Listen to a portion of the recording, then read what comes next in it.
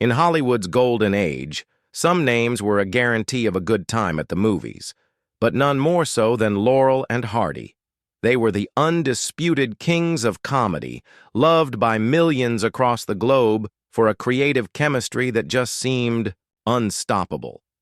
They were a perfect team, two minds without a single thought who could turn any simple situation into another fine mess. So how did it all go so wrong?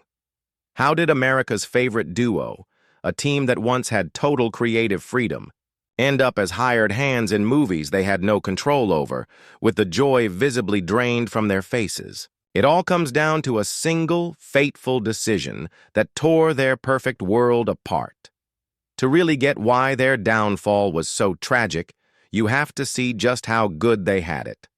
Their story truly begins at Hal Roach Studios, a place they affectionately called the Lot of Fun. It was there, back in 1927, that producer Hal Roach had the brilliant idea to pair a quiet English vaudevillian named Stan Laurel with a jovial, larger-than-life Southerner named Oliver Hardy. Separately, they were talented actors. Stan had been in over 50 films, and Oliver in over 250. But when you put them together, it was pure magic. What made that time at the Roach Studio so special wasn't just the films they made, but how they made them. He might have played the dimwit on screen, but off-screen, Stan Laurel was the undisputed creative engine of the team. He was basically the head writer and an uncredited director for their shorts, crafting every single gag and perfecting every routine. He didn't really use scripts. Instead, he'd build the scenes right there on set through improvisation and sketched out ideas. And Oliver Hardy? He had absolute trust in his partner's genius. His perfect, exasperated reactions were the ideal foil for Stan's wide-eyed, childlike innocence. This kind of creative freedom was almost unheard of for actors back then, and it's what allowed them to create their masterpieces.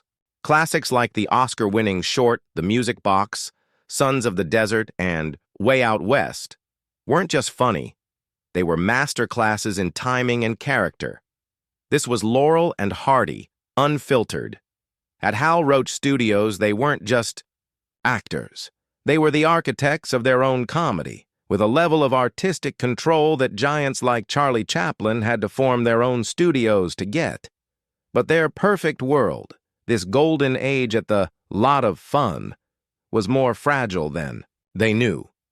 By the late 1930s, Laurel and Hardy were global superstars. But behind the laughter, tensions were rising. Stan, in particular, was growing to resent producer Hal Roach for what he saw as hardball negotiating tactics. A big part of the problem was their contracts. Roach cleverly kept them on separate deals with different end dates. This meant they could never negotiate for more money as a team, and they felt constantly undervalued. They were paid a flat salary and got zero share of the massive profits their films were making. Meanwhile, they looked across town at the giant studios like 20th Century Fox and Metro-Goldwyn-Mayer, with their huge budgets and worldwide prestige. To Stan and Ollie, leaving the smaller Roach studio seemed like the obvious next step up, a move that promised bigger paychecks and more respect. In 1940, they finally made the leap. They cut ties with Roach and signed a multi-picture deal with 20th Century Fox, and would later make a couple of films for MGM as well. On paper, it was a huge victory.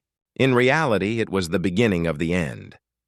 What Laurel and Hardy didn't seem to realize was that they weren't just switching bosses. They were swapping a creative playground for a factory assembly line. Stan Laurel was horrified to find out that his new job was strictly as an actor. No more making up gags on set, no more writing their own material, no more guiding the scenes. The creative freedom they had always taken for granted was just gone. They were about to find out if the bigger paycheck was worth the creative straitjacket. And the answer would be a heartbreaking no. The move to the big studios was an immediate disaster. At Fox and MGM, Laurel and Hardy were just hired hands, interchangeable parts in a machine. They had no input on the scripts, the direction, nothing. The studios just didn't get it. They didn't understand that the magic wasn't in a pre-written script from some committee. It was in Stan's brilliant gags and the duo's on-the-spot chemistry. The films they made during this time, like Great Guns and The Big Noise, are widely seen as the weakest of their careers. The timing is off, the jokes are tired, and that spark is just gone. The studios crammed them into generic plots, often with bizarre musical numbers thrown in to promote a new actress. It felt like they were just playing characters named Laurel and Hardy in bad imitation films. You can see the frustration right there on their faces. The pure joy from the Roach films had been replaced by a look of tired obligation.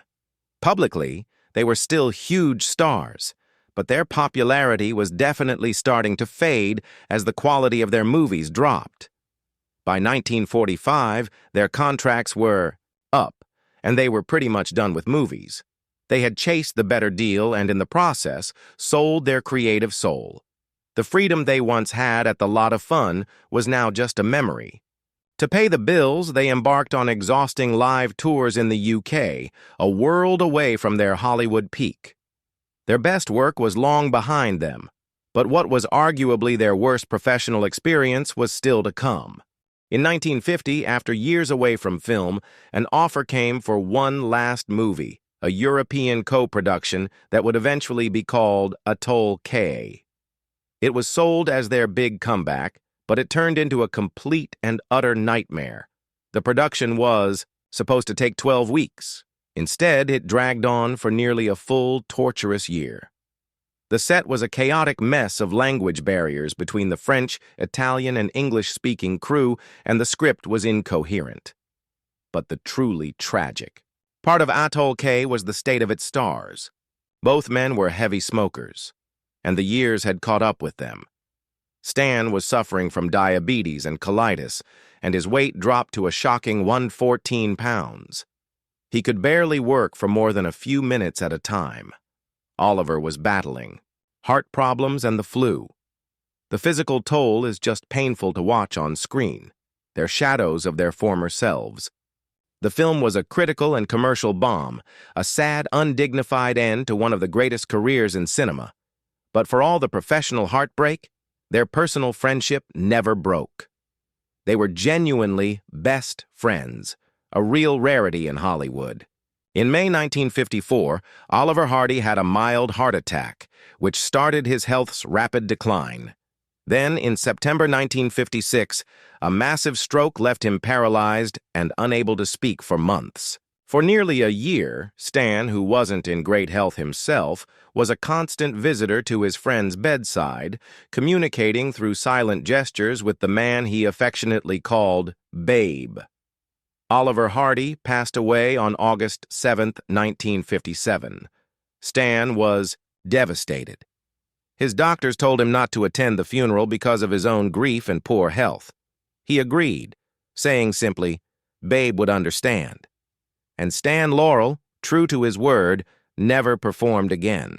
He turned down every single offer, including a cameo in It's a Mad, Mad, Mad, Mad World.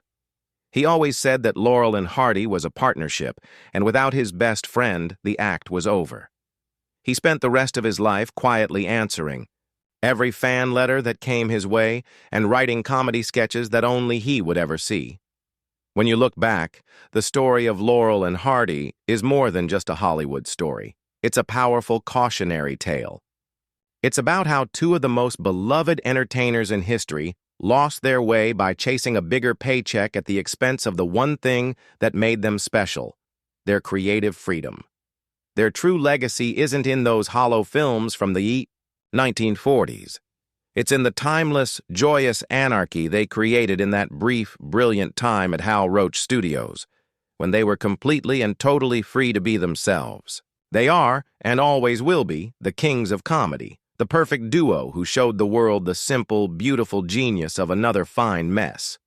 If you enjoyed this trip into Hollywood's golden age, please consider subscribing for more stories like this one. And let us know in the comments, what's your favorite Laurel and Hardy moment? Thanks for watching.